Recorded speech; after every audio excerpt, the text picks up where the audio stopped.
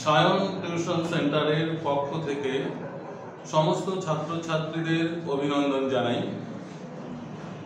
আমাদের সেন্টার থেকে ইতিমধ্যেই অনেক নোটস প্রোভাইড করা হচ্ছে। যারা অলরেডি পেমেন্ট করেছো তারা বা তাদের জন্য, যারা এখনো পেমেন্ট করনি তারা পেমেন্ট করে রসিদ দেখিয়ে আমাদের সেন্টার থেকে বিভিন্ন বিষয়ের নোটস পেতে পারো। এছাড়াও যারা এখনো পর্যন্ত আমাদের সেন্টারে অ্যাডমিশন হয়নি তাদের উদ্দেশ্যে বিশেষ ঘোষণা, তোমরা অতি সত্বর আমাদের সেন্টারে স্বল্প মূল্যের বিনিময়ে নোটস নিতে পারো এবং অনলাইন অফলাইনে ক্লাস করতে পারো। আমরা ইতিমধ্যে আমাদের সেন্টার থেকে বিভিন্ন বিষয়ে ইউটিউব চ্যানেলের মাধ্যমে বিভিন্ন বিষয় ধরে ধরে বোঝানো হচ্ছে। আজকে যে বিষয়টি বা টপিকটি তোমাদের সামনে প্রেজেন্টেশন করব তা হলো সোশ্যাল ওয়ার্কের একটি গুরুত্বপূর্ণ প্রশ্ন উত্তর নিয়ে। বিষয়টি হলো স্বেচ্ছাসেবী কাকে বলে, স্বেচ্ছাসেবীর কাজের প্রকৃতি আলোচনা করো। মোস্ট ইম্পর্টেন্ট কোশ্চেন পরীক্ষার জন্য। স্বেচ্ছাসেবী কাকে বলে, এর কাজের প্রকৃতি আলোচনা করো। ভালো করে ভিডিওটা শুনবে, আশা করি একবার শুনলে তোমাদের পড়তে হবে না। প্রথম থেকে শেষ পর্যন্ত পুরো ভিডিওটা স্কিপ না করে ফলো করো।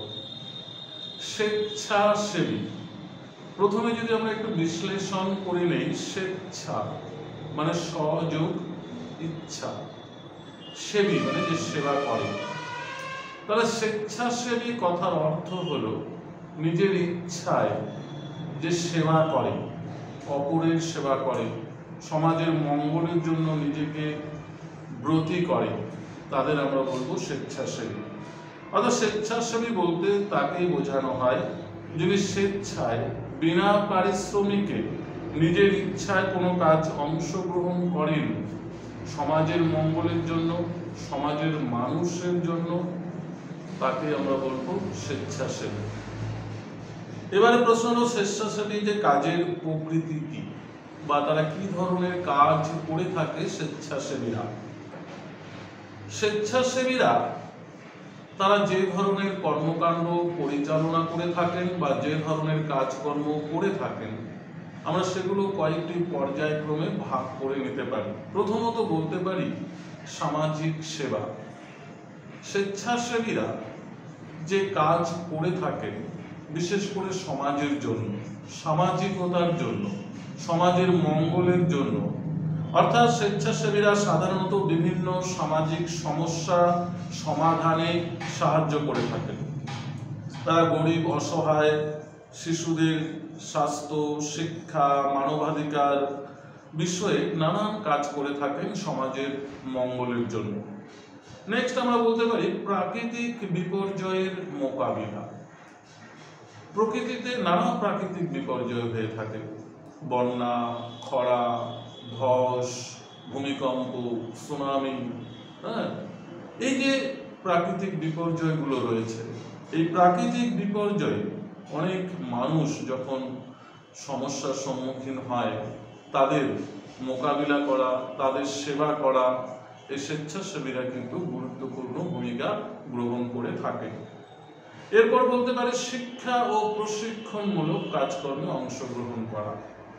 অনেক স্বেচ্ছাসেবী সংগঠন শিক্ষা প্রশিক্ষণ কার্যক্রম পরিচালনা করা এবং যারা সুবিধা থেকে বঞ্চিত তাদের শিক্ষা দক্ষতা অর্জনে সহায়তা করে থাকে।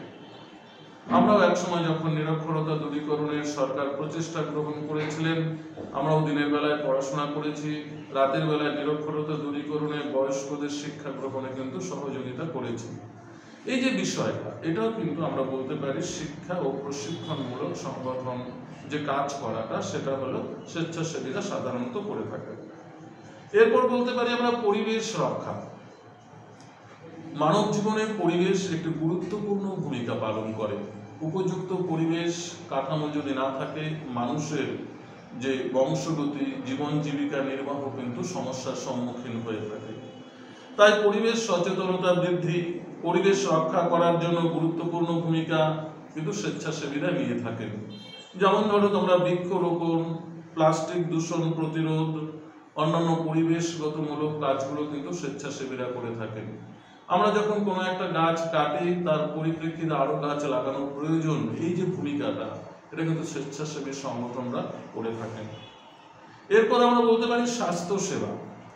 স্বেচ্ছাসেবীরা অনেক সময় স্বাস্থ্য সেবা করে থাকেন, যেমন রক্তদান, স্বাস্থ্য শিক্ষা, রোগ প্রতিরোধে অংশগ্রহণ করা, নানান ভূমিকা স্বেচ্ছাসেবীরা করে থাকেন। তো আমরা বলতেই পারি যে স্বেচ্ছাসেবী সংগঠন বা স্বেচ্ছাসেবী সমাজের নানা ইতিবাচক দিকগুলোতে অংশগ্রহণ করে তারা সমাজের সমস্যা সমাধানে নিজেদের অন্তর্ভুক্ত করে সমাজকে কিন্তু একটা বিশেষ বার্তা বা সমাজকে একটা পরিষ্কার সুন্দর সর্বাঙ্গ সুন্দর করে তোলে স্বেচ্ছাসেবী সংগঠন বা স্বেচ্ছাসেবী।